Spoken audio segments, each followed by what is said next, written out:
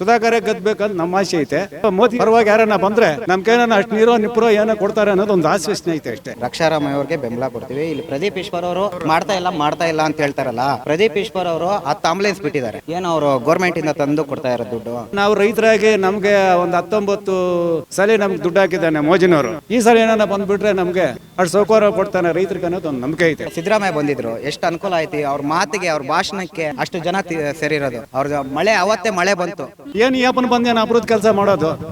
ಆಯಪ್ಪನ ಬಂದ್ರು ಅಪ್ರೂದ್ ನಮ್ಗೆ ದುಡಿಯಬೇಕು, ತಿನ್ಬೇಕು, ನಾವು ರೈತರು ಇರ್ಬೇಕಷ್ಟೇ. ಅಯೋಗ್ಯ ನನ್ನ ಮಕ್ಕಳು 1-2-3 ಜನ ಎಂಪಿಗಳಿದ್ದಾರೆ. ಅವ್ರ ಕೈಯಲ್ಲಿ ಸಂವಿಧಾನ ಚೇಂಜ್ ಮಾಡ್ತೀರಿ. ಈ ಸಾರಿ ಅವ್ರ ಅನಂತ್ ಕುಮಾರ್ ಹೆಗಡೆ ಹೇಳ್ತಾನೆ 400 ಸೀಟ್ ಬಂದ್ರೆ ನಾವು 100% ಸಂವಿಧಾನ ಚೇಂಜ್ ಮಾಡ್ತೀವಿ. ಸ್ವಾಮಿ, ಸಂವಿಧಾನ ಚೇಂಜ್ ಮಾಡಕ್ಕೆ ನಿಮ್ಮ ಅಪ್ಪನ ಸತ್ತಲ್ಲ ತಮ್ಮದು. ನಮಸ್ತೆ. ನಿಮ್ಮ ಪ್ರಕಾರ ಯಾರು MP ಆಗ್ಬೇಕು ಚಿಕ್ಕಬಳ್ಳಾಪುರ ಕ್ಷೇತ್ರಕ್ಕೆ? ಮೋದಿನ ಯಾರು ನಂಬಿದ್ದಾರೆ ಅವ್ರು ಆಗ್ಬೇಕು.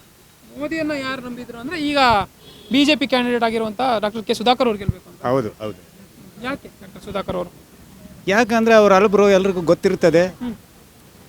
ಎಲ್ಲ 100 ಜನ ಇರ್ತಾರೆ, 100 ಜನಕ್ಕೆ ಒಳ್ಳೇದು ಮಾಡೋದು ಬರೋಲ್ಲ.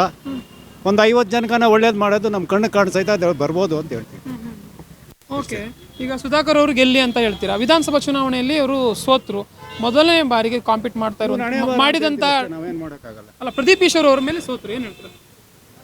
ಪ್ರದೀಪ್ ಮೇಲೆ ಸೋತ್ಬೇಕಂದ್ರೆ ಅವರ ಹಣೆ ಬರ ಇತ್ತು, ಅವ್ರ ಹಣೆ ಬರಕೊತ್ತು ಬಂದ್ಬಿಟ್ರು ಅಷ್ಟೇ. ಹಣೆ ಬರ ಕರೆಕ್ಟು, ಆದರೆ ಅಭಿವೃದ್ಧಿ ಕೆಲಸಗಳನ್ನು ಮಾಡಿರ್ಲಿಲ್ವಾ? ಹೇಗೆ, ಯಾಕೆ ಜನ ಕೈ ಬಿಟ್ರು ಅಂತ? ಯಾಯಪ್ಪನ್ ಬಂದ್ರು ನಮ್ಗೆ ಅಭಿವೃದ್ಧಿ ಕೆಲಸಗಳು ಮಾಡಲ್ಲ. ಅವ್ರಿಗೆ ವೇಗ ಇತ್ತು, ಅವ್ನು ಬಂದ ಅಷ್ಟೇ. ಏನು ಈ ಅಪ್ಪನ ಬಂದೇನು ಅಭಿವೃದ್ಧಿ ಕೆಲಸ ಮಾಡೋದು? ಆಯಪ್ಪನ ಬಂದ್ರು ಅಭಿವೃದ್ಧಿ ನಮ್ಗೆ ದುಡಿಯಬೇಕು, ತಿನ್ಬೇಕು, ನಾವು ರೈತರು ಇರ್ಬೇಕಷ್ಟೇ. ಏನಂದರೆ ಮೋದಿ ಪರವಾಗಿ ಯಾರನ್ನ ಬಂದರೆ ನಮ್ಗೇನ ಅಷ್ಟು ನೀರೋ ನಿಪ್ರೋ ಏನೋ ಕೊಡ್ತಾರೆ ಅನ್ನೋದು ಒಂದು ಆಶ್ವಾಸನೆ ಐತೆ ಅಷ್ಟೇ. ಹಾಗಿದ್ರೆ ಹಿಂದೆ ಡಾಕ್ಟರ್ ಸುಧಾಕರ್ ಅವರು ಕೆಲಸ ಮಾಡಿರ್ಲಿಲ್ವಾ? ಹೇಗೆ ಮಾಡಿದ್ದಾರೆ.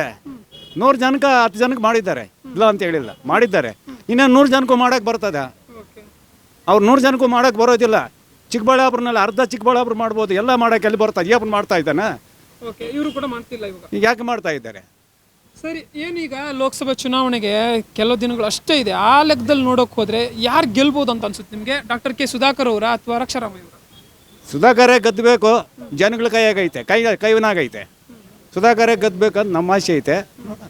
ನೋಡ್ಬೇಕು ಏನಾಗುತ್ತೆ. ನೋಡ್ಬೇಕು. ಓಕೆ, ರಕ್ಷಾರಾಮಯ್ಯ ಅವ್ರ ಪರಿಚಯ ಇದ್ದಾರಾ ನಿಮ್ಗೆ? ಇಲ್ಲ, ನಮ್ಗೇನು ಪರಿಚಯ ಇಲ್ಲ, ಅವ್ರನ್ನ ನೋಡಿಲ್ಲ. ಓಕೆ, ಈಗ ಎಲೆಕ್ಷನ್ಗೋಸ್ಕರ ಏನು ಕ್ಯಾಂಪೇನ್ಗೋಸ್ಕರ ಬರಲ್ವಾ? ಓಟ್ ಕೇಳಕ್ಕಾಗಿ ಯಾರು?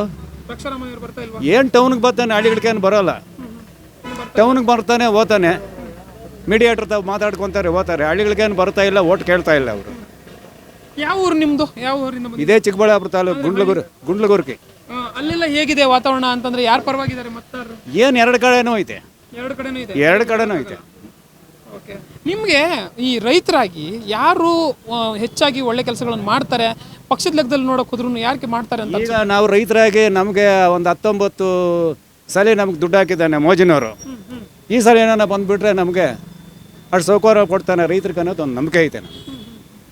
ಓಕೆ, ರೈತರಿಗೆ ದುಡ್ಡು ಹಾಕೋದು ಒಂದು ಕಡೆ ಆದರೆ, ಇನ್ನು ಎಕ್ಸಾಕ್ಟಾಗಿ ಏನು ಒಂದು ರೈತಾಪಿ ವರ್ಗಕ್ಕೆ ಬೆಳೆಗಳನ್ನು ಬೆಳೆಯೋಕೆ ಅಂದರೆ ಆ ರೀತಿಯಾದಂಥ ಉತ್ತೇಜನಗಳನ್ನು ಕೊಡ್ತಾ ಇರುವಂಥ ಸರ್ಕಾರ ಯಾವುದು? ಹಿಂದೆ ಏನು MP ಆಗಿದ್ದಂಥವರು ವೀರಪ್ಪ ಮೊಯ್ಲಿ ಅವರು, ಈಗ ರೀಸೆಂಟಾಗಿ 5 ವರ್ಷ ಮುಗಿಸ್ತಾ ಇರುವಂಥವ್ರು BN ಬಚ್ಚೇಗೌಡರು. ಈ ಹಿಂದಿನ ಅವಧಿಯಲ್ಲಿ ಯಾರು ಉತ್ತಮ ಕೆಲಸ ಮಾಡಿದ್ರು ಅಂತ? ಯಾರು ಉತ್ತಮ ಕೆಲಸ ಮಾಡ್ತಾ ಇದ್ದಾರೆ, ರೈತರನ್ನ ಯಾರು ಕೊಂಡಾಡ್ತಾರೋ ಅವರೇ ಉತ್ತಮ ಕೆಲಸ ಮಾಡ್ತಾರೆ ಅಂತ ಹೇಳ್ತೀವಿ. ಥ್ಯಾಂಕ್ ಯು ಅಣ್ಣ. ನಮಸ್ತೆ. ಯಾರಾಗಬೇಕು ನಿಮ್ಮ ಪ್ರಕಾರ ಚಿಕ್ಕಬಳ್ಳಾಪುರ ಕ್ಷೇತ್ರಕ್ಕೆ MP? ರಕ್ಷಾರಾಮಯ್ಯ ಅವರು. ಯಾಕೆ ರಕ್ಷಾರಾಮಯ್ಯ ಅವರು? ಯಾಕೆ ಅಂದರೆ ಮೊನ್ನೆ 1800 ನಿರುದ್ಯೋಗಿಗಳಿಗೆ ಕೆಲಸ ಕೊಟ್ಟರು. ಮೊನ್ನೆ ಎಲ್ಲರನ್ನೂ ಕರೆದುಬಿಟ್ಟು ಇಲ್ಲೇ ಇದ್ರ ಹತ್ರ, ಸ್ಕೂಲ್ ಹತ್ರ. ಆಮೇಲೆ ಅವ್ರದ್ದು ದೊಡ್ಡಪ್ಪ ಅವ್ರದ್ದು ಶ್ರೀ ಕ್ಷೇತ್ರ ಕೈವಾರ ದೇವಸ್ಥಾನ ಇಲ್ಲೇ ಇರೋದ್ರಿಂದ ನಮಗೆ ತುಂಬ ಅನುಕೂಲ ಆಗ್ತೈತೆ. MS ರಾಮಯ್ಯ ಹಾಸ್ಪಿಟ್ಲ್ ಇದೆ. ಆಮೇಲೆ ಇವಾಗ ಮೊನ್ನೆ ಒಂದು 10 ವರ್ಷ ಹಿಂದೆ 100 ಎಕರೆ ಜಮೀನು ಮಾಡಿದ್ದಾರೆ. ಇವಾಗ ಏನು ಹಾಸ್ಪಿಟ್ಲ್ ಕಟ್ಟಬೇಕು ಅಂದ್ಕೊಂಡಿದ್ದಾರೆ. ಆಮೇಲೆ ಅವ್ರು ಜಾಸ್ತಿ ಅನುಕೂಲ ಮಾಡಿಕೊಡ್ತಾ ಇದ್ದಾರೆ ನಮ್ಮ ಚಿಕ್ಕಬಳ್ಳಾಪುರ ಕ್ಷೇತ್ರಕ್ಕೆ. 1800 ಉದ್ಯೋಗ ಅಂದರೆ ಯುವಕರಿಗೆ ಯಾವ ರೀತಿ ಉದ್ಯೋಗ ಅಣ್ಣ? ಯಾವ ರೀತಿ ಅಂದರೆ ಗೌರ್ಮೆಂಟ್ದಲ್ಲ, ಪ್ರೈವೇಟಲ್ಲಿ ಅವರೇ ಹೇಳಿ 72 ಕಂಪ್ನಿಗಳ ಹತ್ರ ಮಾತಾಡಿ ಕೊಡಿಸ್ತಾ ಇರೋದು. ಓಕೆ, ಈಗ ರೀಸೆಂಟಾಗಿ ಮಾಡ್ತಾ ಇರೋದಾ ಅಥವಾ ಹಿಂದೆ ಕೂಡ ಕೆಲಸಗಳು ಮಾಡ್ಕೊಂಡು? ಸುಮಾರು ವರ್ಷಗಳಿಂದ ಸೀತಾರಾಮಣ್ಣವರು, ಜಯರಾಮಣ್ಣವರು ಇದೇ ಕ್ಷೇತ್ರದಲ್ಲೇ ಅವರು ಮಂಡಿಕಲ್ಲು ಅವರು ಫ್ಯಾಮಿಲಿಯವರೆಲ್ಲ ಮಂಡಿಕಲ್ಲಲ್ಲೇ ಇರೋದು. ಅವ್ರು ಲೋಕಲ್ ಅಲ್ಲ ಅಂತಾರೆ. ಯಾರೋ ಇವ್ರೇನು ಬೆಂಗಳೂರಲ್ಲಿಲ್ಲ ಸುಧಾಕರ್ ಅವರು, ಚಿಕ್ಕಬಳ್ಳಾಪುರದಲ್ಲಿ ಹುಟ್ಟು ಬೆಳೆದಿದ್ದಾರಾ?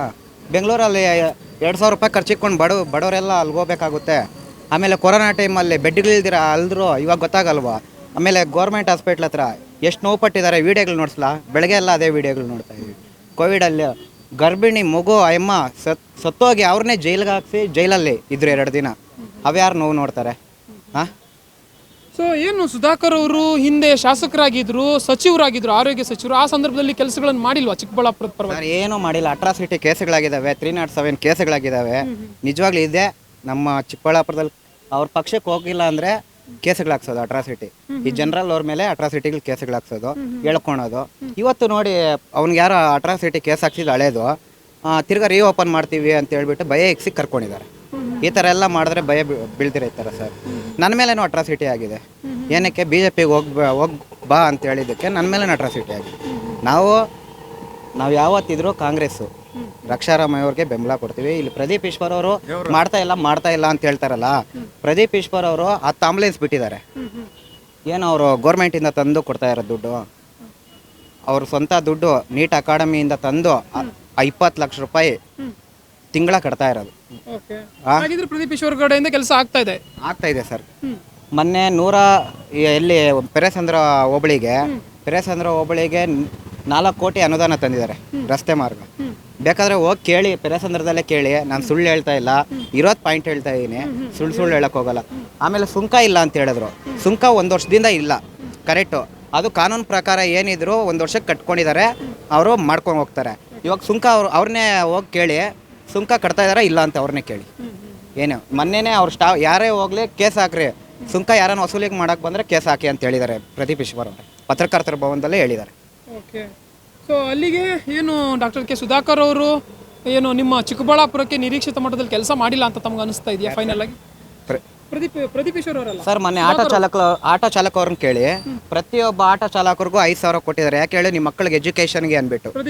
ಪ್ರದೀಪ್ ಈಶ್ವರ್ ಇವ್ರನ್ನೇ ಕೇಳಿ, ಬೇಕಾದ್ರೆ ಇಲ್ಲೇ ಇದ್ದಾರೆ ಆಟೋ ಚಾಲಕರು. ಯಾಕೆ ಕೊಟ್ಟರು? ಒಳ್ಳೇದಾಗಲಿ ಅಂತಲ್ಲ ಕೊಟ್ಟಿರೋದು, ಮಕ್ಕಳಿಗೆ ವಿದ್ಯಾಭ್ಯಾಸ ಕೊಟ್ಟಿರೋದಲ್ಲ. ಮನೆಗೂ ಹೋಗಿ ಅವರೇ ಪಾಂಪ್ಲೆಟ್ ಹಂಚಿ ನಿಂದು ಅನುಕೂಲ ಏನು ಅಂತ ಕೇಳಿ ಖಾತೆಗಳು ಮಾಡಿಸ್ಕೊಟ್ಟು, ನಗರಸಭೆಯಲ್ಲಿ ಎಷ್ಟೋ ಖಾತೆಗಳಿಗೆ 40,000 ರೂಪಾಯಿ ಒಂದು ಖಾತೆಗೆ ಇಸ್ಕೊತಾ ಇದ್ರು. ಇವಾಗ ಯಾವ್ದಾನ ಒಂದು ದರೋಡೆ ಇದೆ ಅಂತ ಕೇಳಿ. ಆಮೇಲೆ ಕೋವಿಡಲ್ಲಿ ಕಿಟ್ಟು ಹಾಕ್ಕೊಂಡಿರ ಯಾರು ಆಚೆ ಬಂದವರಿಲ್ಲ. ಒಂದು ರಕ್ಷಾರಾಮಯ್ಯ, ಒಂದು DK ಸುರೇಶ್ ಇಬ್ಬರೇ ಬಂದಿರೋದು ಆಚೆಗಡೆಗೆ ಕೊರೋನಾ ಟೈಮಲ್ಲಿ. ಅದು ಈ ವಿಡಿಯೋಗಳಲ್ಲೆಲ್ಲ ಬಂದಿದೆ. ಇವಾಗೆಲ್ಲ ನ್ಯೂಸ್ಗಳಲ್ಲಿ ವಿಡಿಯೋಗಳಲ್ಲಿ ಸುಮ್ಮನೆ ಬಿಡ್ತಾ ಇದ್ದಾರೆ ನ್ಯೂಸ್ಗೋಸ್ಕರ. ಇಷ್ಟೇ ಸರ್. ಹಾಗಿದ್ರೆ ಏನು ಪ್ರದೀಪ್ ಈಶ್ವರ್ ಅವರು ಚಿಕ್ಕಬಳ್ಳಾಪುರ ಕೆಲಸಗಳನ್ನು ಮಾಡಿದ್ದೇ ಆದರೆ, ಜನಗಳ ಮನಸ್ಸನ್ನು ಗೆದ್ದಿದ್ದೇ ಆದರೆ, ಹಾಗೆಯೇ ಏನು ಗ್ಯಾರಂಟಿ ಯೋಜನೆಗಳು ರಾಜ್ಯದಲ್ಲಿ ಕೆಲಸಗಳನ್ನು ಮಾಡಿದ್ದೇ ಆದರೆ, ಹಾಗಿದ್ರೆ ಏನು ಕಾಂಗ್ರೆಸ್ ಅಭ್ಯರ್ಥಿಯಾಗಿರುವಂತಹ ರಕ್ಷಾರಾಮಯ್ಯ ಅವರಿಗೆ ಇದೆಲ್ಲ ಮತಗಳಾಗಿ ಪರಿಣಮಿಸುತ್ತೆ ಅಂತ ಅನ್ಸುತ್ತಾ? ಆಗುತ್ತೆ ಸರ್. 2,000 ರೂಪಾಯಿ ತುಂಬ ವರ್ಕ್ ಆಗ್ತಾ ಇದೆ. ಆಮೇಲೆ 5 ಗ್ಯಾರಂಟಿಗಳೇನು ಬಸ್ಸೋದು, ಆಮೇಲೆ 2,000 ರೂಪಾಯಿ ಇವಾಗೇನು ನಮ್ಮದು ಗೃಹಲಕ್ಷ್ಮಿದು ತುಂಬ ಅನುಕೂಲ ಆಗ್ತೈತೆ. ಹಳ್ಳಿ ಇದು ಏನೋ ಕಾಲೋನಿಗಳಲ್ಲಿ ಎಷ್ಟೇ ಜನ ಹೋದರೆ ಸರ್ 100%ಅಲ್ಲಿ 90% ಕಾಂಗ್ರೆಸ್ಗೆ ಮತ ಕೊಡ್ತಾರೆ. ನಿನ್ನೆ ನರೇಂದ್ರ ಮೋದಿ ಅವರು ಚಿಕ್ಕಬಳ್ಳಾಪುರಕ್ಕೆ ಬಂದಿದ್ರು. ಇದೆಲ್ಲೋ ಒಂದು ಕಡೆ ಡಿಫ್ರೆನ್ಸ್ ಆಗುತ್ತೆ ಅಂತ ಅನ್ಸಲ್ವಾ? ಏನಿಲ್ಲ ಸರ್, ನಮಗೂ ಬರ್ತಾರೆ. ಸಿದ್ದರಾಮಯ್ಯ ಬಂದಿದ್ರು, ಎಷ್ಟು ಅನುಕೂಲ ಆಯ್ತು. ಅವ್ರ ಮಾತಿಗೆ, ಅವ್ರ ಭಾಷಣಕ್ಕೆ, ಅವ್ರ ಕೆಲಸಕ್ಕೆ ಅಷ್ಟು ಜನ ಸೇರಿರೋದು. 1 ರೂಪಾಯಿ ಕೊಟ್ಟು ಕರ್ಕೊಂಬಂದಿಲ್ಲ. ಅವ್ರದ್ದು ಮಳೆ ಅವತ್ತೇ ಮಳೆ ಬಂತು. ನರೇಂದ್ರ ಮೋದಿ ಬಂದರು. ನರೇಂದ್ರ ಮೋದಿ ಏನು ಮಳೆ ಬಂತು? ಸಿದ್ದರಾಮಯ್ಯ ಬಂದಿರೋದು ಮಳೆ ಬಂದಿರೋ ಯಾರು ನನ್ನ ಕೇಳಿ. ನರೇಂದ್ರ ಮೋದಿ ಹೆಜ್ಜೆ ಇಕ್ಕಿರೋದು ಮಳೆ ಬಂದೈತೆ. ಓಕೆ, ಈ ಮಳೆ ಬಗ್ಗೆ ವಾರ ಬಿಟ್ಬಿಡೋಣ. ಸಿದ್ದರಾಮಯ್ಯನವರು ಮುಖ್ಯಮಂತ್ರಿ ಆಗಿದ್ರೆ ಮಳೆ ಬರ್ತಾ ಇಲ್ಲ ಅಂತ ಒಂದಷ್ಟು ಜನ, ನೀವು ಸಿದ್ದರಾಮಯ್ಯನವರು ಇಲ್ಲಿ ಬಂದ್ರು ಅಂತ ಮಳೆ ಅಂತ ಒಂದು ಹೇಳ್ತಾ ಇರುವಂಥದ್ದು. ಹೋಗ್ಲಿ ಬಿಡಿ, ಆ ಮಳೆ ವಿಚಾರ ಬಿಟ್ಟಾಕಿ ಅಭಿವೃದ್ಧಿ ವಿಚಾರವನ್ನು ಮಾತಾಡೋಣ. ಈಗ ನಿಮಗೆ ಈ ಕಾಂಗ್ರೆಸ್ ಗೌರ್ಮೆಂಟ್ ಏನು ರಾಜ್ಯದಲ್ಲಿದೆ, ಇದು ಬಡವರ ಪರವಾಗಿ ಕೆಲಸ ಮಾಡ್ತಾ ಇದೆ ಅಂತ ಅನ್ಸುತ್ತೆ? ಮಾಡ್ತಾ ಐತೆ ಸರ್, ತುಂಬ ಮಾಡ್ತಾ ಐತೆ ಸರ್. BJP ಅವರು ಏನೂ ಅನುಕೂಲ ಮಾಡ್ಕೊಡ್ತಾ ಇಲ್ಲ ಸರ್. ಕಾಂಗ್ರೆಸ್ ಅವರು ನೋಡೋದು ಜನಕ್ಕೆ ತಲುಪುತ್ತೆ. ಅವ್ರು ಏನೇ ಮಾಡಿದ್ರು ಜನಕ್ಕೆ ತಲುಪುತ್ತೆ. BJP ಅವ್ರು ಏನು ಮಾಡ್ತಾರೆ? ಲೂಟಿ ಮಾಡ್ತಾರೆ. 1,000 ಕೋಟಿ. ಸುಧಾಕರ್ 10 ವರ್ಷದಿಂದ 3,000 ಕೋಟಿ ಎಲ್ಲಿಂದ ಬಂತು? ಏನು ಅವರಪ್ಪ ಮೇಷ್ಟ್ರು ಹೆಂಗೆ ಬಂತು? ಸರಿ, ಈಗ ಏನು 28 ಲೋಕಸಭಾ ಕ್ಷೇತ್ರ ಇದೆ ಕರ್ನಾಟಕದಲ್ಲಿ, ಎಷ್ಟು ಕ್ಷೇತ್ರವನ್ನು ಗೆಲ್ಬಹುದು ಅನ್ಸುತ್ತೆ ಕಾಂಗ್ರೆಸ್? 18 20 ಕ್ಷೇತ್ರ ಗೆಲ್ತೀವಿ ಸರ್, ಖಂಡಿತ ಸರ್. ಊರು ಯಾವ್ದು ನಿಮ್ದು? ಇಲ್ಲೇ ಚಿಕ್ಕಬಳ್ಳಾಪುರ ಸಿಟಿನ? ಚಿಕ್ಕಬಳ್ಳಾಪುರ ಕ್ಷೇತ್ರನೇ, APMC ಮಾರ್ಕೆಟು 7ನೇ ವಾರ್ಡ್. ಓಕೆ, ಅಲ್ಲೆಲ್ಲ ಹೇಗಿದೆ? ಸರ್ ಅದು ನಾವು ಎಲ್ಲ ಇಲ್ಲಿ 31 ವಾರ್ಡಲ್ಲಿ 18 ವಾರ್ಡು ಕಾಲೋನಿಗಳು ಬರುತ್ತೆ. ತುಂಬ ಚೆನ್ನಾಗಿದೆ ಸರ್ ಕಾಂಗ್ರೆಸ್ಗೆ, ತುಂಬ ಚೆನ್ನಾಗಿದೆ. ನಗರಸಭೆನೂ ಇಲ್ಲಿ 16 ಸೀಟ್ ಹೊಡೆದಿತ್ತು, JDS 4 ಹೊಡೆದಿತ್ತು. ಏನು ಸರ್, ಇಲ್ಲಿ ಕಾಂಗ್ರೆಸ್ಸೇ ಬರುತ್ತೆ. ನಗರಸಭೆನೂ ಕಾಂಗ್ರೆಸ್ಸೇ ಸರ್. ನಗರಸಭೆ ಎಷ್ಟೋ ವರ್ಷಗಳಿಂದ ಕಾಂಗ್ರೆಸ್ಸೇ ಇಲ್ಲಿ ಕುತ್ಕೊತಾ ಇರೋದು. ಓಕೆ ಸರ್, ನಮಸ್ತೆ. ಮೊದಲೇದಾಗಿ ನಿಮ್ಮ ಚಿಕ್ಕಬಳ್ಳಾಪುರದ ಎಂ ಪಿ ಯಾರಾಗಬೇಕು? ಸರ್ ನಮ್ಮ ಚಿಕ್ಕಬಳ್ಳಾಪುರ MP ರಕ್ಷಾರಾಮಯ್ಯ ಅವರು. ರಕ್ಷಾರಾಮಯ್ಯ ಅವರು. ಯಾಕೆ ರಕ್ಷಾರಾಮಯ್ಯ ಅವರು? ಯಾಕೆ ಅಂದರೆ ಅವರು ಒಳ್ಳೆ ಯೂತು, ಒಳ್ಳೆ ಕೆಲಸಗಾರರು. ಮೊನ್ನೆ ಎಲ್ಲ ಉದ್ಯೋಗ ಮೇಳ ಅಂತ ಹೇಳ್ಬಿಟ್ಟು ಸುಮಾರು ಯೂತ್ಗೆಲ್ಲ, ವಿದ್ಯಾವಂತರಿಗೆಲ್ಲ ಉದ್ಯೋಗ ಮೇಳದಲ್ಲಿ ಸುಮಾರು ಜನಕ್ಕೆ, ಸಾವಿರಾರು ಜನಕ್ಕೆ ಉದ್ಯೋಗ ಕೊಡಿಸಿದ್ದಾರೆ. ಅವ್ರ ಫ್ಯಾಮಿಲಿ ಹಿನ್ನೆಲೆ ಬಂದುಬಿಟ್ಟು ಸುಮಾರು ಹೆಲ್ಪಿಂಗ್ ನೇಚರ್ ಇರೋ ಫ್ಯಾಮಿಲಿ. ಅವರಪ್ಪ MLCಗಳಾಗಿದ್ದರು, ಲಾಸ್ಟ್ ಆಗಿದ್ದರು, ಈಗ ಪ್ರೆಸೆಂಟ್ MLC ಆಗಿದ್ದಾರೆ, ಮಿನಿಸ್ಟರ್ ಆಗಿದ್ದರು. ಅವ್ರ ತಾತ ಅವರು MS ರಾಮಯ್ಯ ಅವರು. ಅವರು ಸುಮಾರು ಧಾರ್ಮಿಕವಾಗಿ ಎಲ್ಲ ಕೆಲಸಗಳು ಮಾಡಿದ್ದಾರೆ. ಯಾರಾದರೂ ಶೈಕ್ಷಣಿಕವಾಗಿ ಎಲ್ಲ ಫ್ರೀ ಎಜುಕೇಷನ್ ಕೊಡುವಂಥ ಕಾರ್ಯಕ್ರಮ ಮಾಡ್ತಾರೆ. ಯಾರೇ ಬಡವರು ಹಾಸ್ಪಿಟ್ಲಲ್ಲಿ ಅಡ್ಮಿಟ್ ಆದರೂ ಅವ್ರಿಗೆ ಅನುಕೂಲ ಮಾಡ್ತಾರೆ. ಆ ಉದ್ದೇಶದಿಂದ ಅವರು ಒಳ್ಳೆ ಯೂತ್ ಇದ್ದಾರೆ, ಒಳ್ಳೆ ವಿದ್ಯಾವಂತರಿದ್ದಾರೆ. ಅವರಾದರೆ ನಮಗೆ ಚಿಕ್ಕಬಳ್ಳಾಪುರ ಕ್ಷೇತ್ರ ಇಂಪ್ರೂವ್ ಆಗುತ್ತೆ. ಈಗ ಡಾಕ್ಟರ್ ಕೆ ಸುಧಾಕರ್ ಅವರು ಯಾಕೆ ಬೇಡ, ಅಥವಾ ಯಾಕೆ ಅಂದರೆ ಎಲೆಕ್ಟ್ ಆಗಲ್ಲ ಇಲ್ಲಿಂದ ಅಂತ ಅನ್ಸುತ್ತೆ ನಿಮಗೆ? ಡಾಕ್ಟರ್ ಸುಧಾಕರ್ ಅವ್ರಿಗೂ ಜನ 2 ಟೈಮು ಅವಕಾಶ ಕೊಟ್ಟಿದ್ದರು. 2 ಟೈಮ್ ಅವಕಾಶದಲ್ಲಿ ಅವರು ಈ ಕೊರೋನಾ ಟೈಮಲ್ಲಿ ಎಲ್ಲ ತುಂಬ ಜನಕ್ಕೆ ಅನುಕೂಲ, ತುಂಬ ಸಾವು ನೋವುಗಳಲ್ಲಿ ಒಬ್ಬರು ಸಾವಿರಾರು ಕೋಟಿ ದುಡ್ಡು ಮಾಡಿದ್ರು. ಜನ ಅವರು ಉಸಿರು ತೊಡು ಸುಮಾರು ಜನ ಹೆಣಗಳು ಸುಡೋಕ್ಕೆ ಜಾಗ ಇಲ್ದ್ರೆ ಆ ಥರ ಮಾಡಿದ್ರು. ಮತ್ತು ಅದಾದಮೇಲೆ ಸ್ವಲ್ಪ ದಿನಕ್ಕೆ ಬೇರೆ ಪಾರ್ಟಿ ಚೇಂಜ್ ಮಾಡಿದ್ರು, ಅಲ್ಲಿಂದ BJPಗೆ ಹೋದರು. ಅಂದರೆ ಅವ್ರ ಉದ್ದೇಶ ಏನು? ಅವ್ರು ಎಲ್ಲಿ ಹೋದ್ರೆ ಅಲ್ಲೆಲ್ಲ ನಾವು ಗೆಲ್ಸ್ಕೊಂಡು ಹೋಗೋವಂಥ ಕೆಲಸ ನಮ್ದು ಮಾಡೋದು. ಚಿಕ್ಕಬಳ್ಳಾಪುರದ್ದು MP ಕ್ಷೇತ್ರ ಬಂದುಬಿಟ್ಟು ಕಾಂಗ್ರೆಸ್ ಕ್ಷೇತ್ರ ಆಗ್ಬೋದು, MP ಕ್ಷೇತ್ರ ಆಗ್ಬೋದು. ಕಾಂಗ್ರೆಸ್ ಭದ್ರಕೋಟೆ ಇದು. ಅವರ ಒಂದು ವರ್ಚಸ್ ನೋಡಿ ಏನೋ ಒಂದು ಡೆವಲಪ್ಮೆಂಟ್ ಮಾಡ್ತಾರೆ ಅನ್ನೋ ಉದ್ದೇಶದಿಂದ ಒಂದು ಸಾರಿ ಕಾಂಗ್ರೆಸ್ಸಲ್ಲಿ ಮಾಡಿದ್ರು. ಅವರು ಕಾಂಗ್ರೆಸ್ಸಲ್ಲಿ ಇದ್ದರೂ ಕೂಡ ಅವರೇ ಗೆಲ್ಸ್ತಾ ಇದ್ರು. ಇಲ್ಲಿ BJP ಭದ್ರಕೋಟೆ ಅಲ್ಲ. BJPಯಲ್ಲಿ ಸೆಂಟ್ರಲಲ್ಲಿ ಎಲ್ಲ ಸುಳ್ಳು ಹೇಳ್ಕೊಂಡು ಬದುಕುವಂಥ ಕೆಲಸ ಮಾಡ್ತಾಯಿದ್ದಾರೆ. ನರೇಂದ್ರ ಮೋದಿ 10 ವರ್ಷದಿಂದ ಮಾಡ್ತಾಯಿದ್ದಾರೆ, ಏನೂ ಡೆವಲಪ್ಮೆಂಟ್ ಇಲ್ಲ. ಸುಮ್ಮನೆ ಸುಳ್ಳು ಹೇಳ್ಕೊಂಡು ಬದುಕ್ತಾ ಇದ್ದಾರೆ. ಎಲ್ಲ ಸರ್ಕಾರಿ ಕಂಪ್ನಿಗಳು ಖಾಸಗೀಕರಣ ಮಾಡಿದ್ರು, ಬ್ಯಾಂಕ್ಗಳು ಖಾಸಗೀಕರಣ ಮಾಡಿದ್ರು.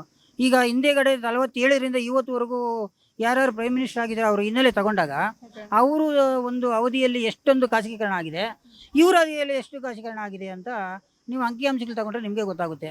ಎಲ್ಲ ಅವ್ರ ಉದ್ದೇಶ ಏನಂದರೆ ಎಲ್ಲ ಖಾಸಗೀಕರಣ ಮಾಡೋದು, ಸುಳ್ಳು ಹೇಳೋದು. ಮತ್ತೇನು ಹೇಳಿದ್ರು, ಮೊನ್ನೆ 5 ವರ್ಷಗಳ ಹಿಂದೆ ಅವರು ಎಲೆಕ್ಷನ್ ಕ್ಯಾನ್ವಾಸ್ ಬಂದಾಗ, ಈ ರ್ಯಾಲಿ ಮುಖಾಂತರ ಬಂದಾಗ ಏನು ಹೇಳಿದರು? 2 ಕೋಟಿ ಜನಕ್ಕೆ ನಾವು ಉದ್ಯೋಗ ಸೃಷ್ಟಿ ಮಾಡ್ತೀರಿ ಅಂದರು. ರೈತರಿಗೆ 1 to 2 ಆದಾಯ ಮಾಡ್ತೀರಿ ಅಂದರು. ಬೆಂಬಲ ಬೆಲೆ ಕೊಡ್ತೀನಿ ಅಂತ ಹೇಳಿದರು. ಬಡವ್ರಿಗೆ ಯಾವುದೋ ಸ್ವಿಸ್ ಬ್ಯಾಂಕಿಂದ ದುಡ್ಡು ತಗೊಂಡು ಬಂದು ಬಡವ್ರ ಅಕೌಂಟಿಗೆ 15 ಲಕ್ಷ ಹಾಕ್ತೀನಿ ಅಂದರು. ಎಲ್ಲ ಸುಳ್ಳು ಹೇಳಿ 1 ರೂಪಾಯಿ ಏನೂ ಹಾಕಿಲ್ಲ.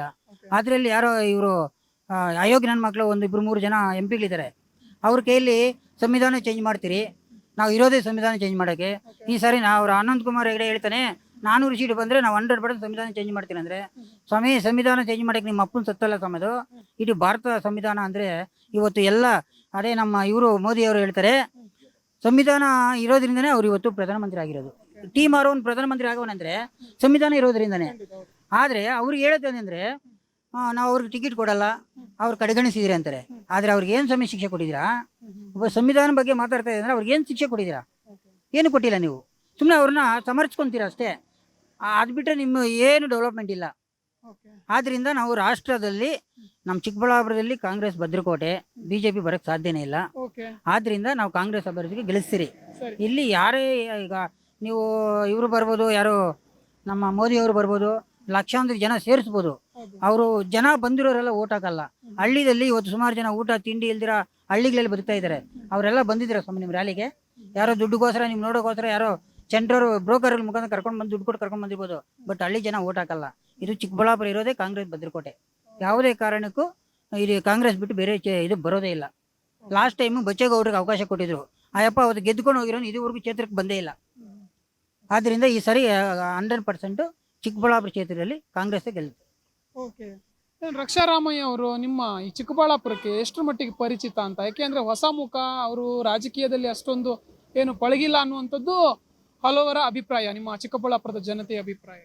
ಚಿಕ್ಕಬಳ್ಳಾಪುರದಲ್ಲಿ ನಮ್ಮ ಸುಧಾಕರ್ ಅವರು ಕೂಡ ಹಳೆ ಹೊಸಬ್ರೆ, ಅವರು ಹಿನ್ನೆಲೆ ಇಲ್ಲ, ಅವರ ರಾಜಕೀಯ ಹಿನ್ನೆಲೆ ಇಲ್ಲ. ಲಾಸ್ಟ್ ಟೈಮಲ್ಲಿ ಅವರು ಏನೋ ಸೋಷಿಯಲ್ ವರ್ಕ್ ಅವರು ಟ್ರಸ್ಟ್ ಮುಖಾಂತರ ಬಂದು ಸೋಷಿಯಲ್ ವರ್ಕ್ ಅಂತ ಶುರು ಮಾಡಿಕೊಂಡು MLA ಆದವರು. ಇವರು ಅವ್ರ ಅಪ್ಪ ಅವರಿಂದ ರಾಜಕಾರಣ ಮಾಡಿದವರು, ಮಂತ್ರಿಗಳಾಗಿದ್ದವರು, ಈಗ MLC ಆಗಿರೋರು. ಅವ್ರ ಹಿನ್ನೆಲೆ ಇದು ಶೈಕ್ಷಣಿಕವಾಗಿ ಧಾರ್ಮಿಕವಾಗಿ ಅವ್ರ ಸೇವೆ ಅಪಾರವಾದಂಥ ಸೇವೆ ಇದೆ. ಅವರು ಯೂತು. ಬಟ್ ಎಲ್ಲ ಜಿಲ್ಲೆಯಲ್ಲಿ ಅವ್ರು ಏನು MP ಕಾನ್ಸ್ಟಿಟ್ಯೂಷನ್ ಇದೆ ಎಲ್ಲ ಕಡೆ ಹೋಗಿ ಯೂತ್ನ ಅವ್ರ ಉದ್ಯೋಗ ಸೃಷ್ಟಿ ಮಾಡೋವಂಥದ್ದು, ಎಲ್ಲ ಬಡವರಿಗೆ ಅನುಕೂಲ ಮಾಡೋವಂಥದ್ದು, ಯಾವುದೇ ಅಲ್ಲಿ ಏನೋ ತೊಂದರೆ ಆಗಿರೋ ಅಂಥದ್ದು, ನೀರಿನ ವಿಷಯದಾಗ್ಬೋದು ಎಲ್ಲದರಲ್ಲಿ ಸಹಕರಿಸ್ತಾರೆ. ಆದ್ರೆ ಲೆಕ್ಕದಲ್ಲಿ ಅವರು ಬೆಂಗಳೂರವರು ಇವರು ಬೆಂಗಳೂರವರು ಅಂದರೆ ಇವರು ಬೆಂಗಳೂರಲ್ಲೇ ಇರೋದು, ಸುಧಾಕರ್ ಅವರು ಬೆಂಗಳೂರಲ್ಲೇ ಇರೋದು, ಚಿಕ್ಕಬಳ್ಳಾಪುರದವರೆಲ್ಲ ಅವರು ಇವರಲ್ಲಿ ಹುಟ್ಟಿರ್ಬೋದು, ಅವರು ಚಿಕ್ಕಬಳ್ಳಾಪುರದವರಲ್ಲ. ಆದರೆ ನಮ್ಮ ಜಿಲ್ಲೆಯಲ್ಲಿ ಈಗ ಚಿಂತಾಮಣಿ ತಾಲೂಕಲ್ಲಿ ಸುಮಾರು ಅವ್ರ ತಾತನ ಕಾಲದಿಂದ ಇದ್ದಂಥ ಸಾವಿರಾರು ಕೋಟಿ ರೂಪಾಯಿ ಖರ್ಚು ಮಾಡಿ ಕೈವಾರ ತಾತನವರು ಒಂದು ಇದು ಮಾಡಿದ್ದಾರೆ. ಬಡವರು ಬಗ್ಗರು ಎಲ್ಲ ಹೋಗಿ ಮದುವೆಗಳು ಮಾಡ್ಕೊತಾರೆ, ಫ್ರೀ ಮದುವೆಗಳು ಮಾಡ್ತಾರೆ, ಧಾರ್ಮಿಕವಾಗಿ ಎಲ್ಲ ಕೆಲಸಗಳು ಅಲ್ಲಿ ಮಾಡಿದ್ದಾರೆ. ಇವರು ಸೇವೆ ಏನಿದೆ ಸಮಯ, ರೋಡ್ಗಳು, ಬರಂಡಿಗಳು, ಚರಂಡಿಗಳ ಮೇಲೆ ಡೆವಲಪ್ಮೆಂಟ್ ಎಲ್ಲ ಸಮಯ, ಜನನ ಮೇಲೆ ಕೆತ್ತಬೇಕು, ವಿದ್ಯಾವಂತರಿಗೆ ಉದ್ಯೋಗ ಕೊಡಬೇಕು, ಬಡವರಿಗೆ ಅವ್ರಿಗೆ ಅನುಕೂಲವಾದಂಥ ಉದ್ಯೋಗ ಸೃಷ್ಟಿ ಮಾಡಬೇಕು, ಇಂಡಸ್ಟ್ರಿಯಲ್ ತರಬೇಕಿತ್ತು. ಮೊನ್ನೆ ಚಿಕ್ಕಬಳ್ಳಾಪುರ ಜಿಲ್ಲೆಯಲ್ಲಿ ಚಿಕ್ಕಬಳ್ಳಾಪುರ ಉತ್ಸವ ಅಂತ ಹೇಳ್ಬಿಟ್ಟು ಇಲ್ಲಿಂದ ಡೆಲ್ಲಿವರೆಗೂ ನೋಡೋಂಗೆ ಮಾಡಿದ್ರು, ಸಾವಿರಾರು ಕೋಟಿ ರೂಪಾಯಿ ಖರ್ಚು ಮಾಡಿದ್ರಲ್ಲ ಸ್ವಾಮಿ. ಅದೇ ದುಡ್ಡು ಬಡವರಿಗೆ ಡೆವಲಪ್ಮೆಂಟ್ ಮಾಡೋ ಒಂದು ಇಂಡಸ್ಟ್ರಿಯಲ್ ತಂದ್ಬೋದಾಗಿತ್ತಲ್ಲ, ಸಾವಿರಾರು ಜನಕ್ಕೆ ಕೆಲಸ ಸಿಗ್ಬೋದಿತ್ತಲ್ಲ, ಯಾಕೆ ಸ್ವಾಮಿ ಮಾಡಿಲ್ಲ ಅದು? ಇವತ್ತು ಅಷ್ಟೇ ಅಪ್ಲಿಕೇಶನ್ ಹಾಕ್ಬೇಕಾದ್ರೆ ಕೂಲಿಗೆ ಹೋಗ್ತಾರೆ ಮಕ್ಕಳು, ಡಿಗ್ರಿ ಮಾಡಿದವರು ಹೋಗಿ ಕೂಲಿ ಮಾಡ್ಕೊಂಡು ಬಂದು ಒಂದು ಅಪ್ಲಿಕೇಶನ್ ಹಾಕೋಕ್ಕೆ ಕಾಸಿರಲ್ಲ ಅಂತ ಇದ್ರು. ಅಂದ್ರೆ ಅವ್ರಿಗೂ 3,000, ಈ ಡಿಪ್ಲೊಮಾ ಮಾಡಿದ್ರೆ 1,500, ಡಿಗ್ರಿ ಮಾಡಿದ್ರೆ 3,000 ಕೊಡ್ತಾ ಇದ್ದಾರೆ. ಅದರಿಂದ ಎಲ್ಲ ಪ್ರೈವೇಟಿಸಮ್ ಆಗ್ಬೋದು, ಗೌರ್ಮೆಂಟಿಗೆ ಆಗ್ಬೋದು, ಯಾವುದನ್ನ ಕಾಲ್ ಮಾಡಿದಾಗ ಅದಕ್ಕೆ ಅರ್ಜಿ ಮಾಡೋಕ್ಕೆ ದುಡ್ಡು ಯಾರ ಮೇಲೆ ಡಿಪೆಂಡ್ ಆಗ್ತೀರಾ, ಇವ್ರು ಕೊಡೋ ದುಡ್ಡಲ್ಲಿ ಅಥವಾ ಈ ಭಾಗಿಗಳಿಂದ ಸುಮಾರು ಜನ ಜೀವನ ಮಾಡ್ತಾ ಇದ್ದಾರೆ. ಹಾಗಿದ್ರೆ ಈ ಏನು ಗ್ಯಾರಂಟಿ ಯೋಜನೆಗಳು ರಕ್ಷಾರಾಮಯ್ಯ ಅವ್ರಿಗೆ ಏನೋ ಒಂದು ವರವಾಗಿ ಪರಿಣಮಿಸುತ್ತೆ ಅಂತ ಅನ್ಸುತ್ತಾ? 100% ಸ್ತ್ರೀ ರಕ್ಷೆ ಆಗುತ್ತೆ. ಮೊದಲನೇದು ನಮ್ಮ ಕ್ಷೇತ್ರದಲ್ಲಿ ಮೊದಲನೇ ಇದು ಬರೋದೇ ಭಾಗ್ಯಗಳಿಂದ.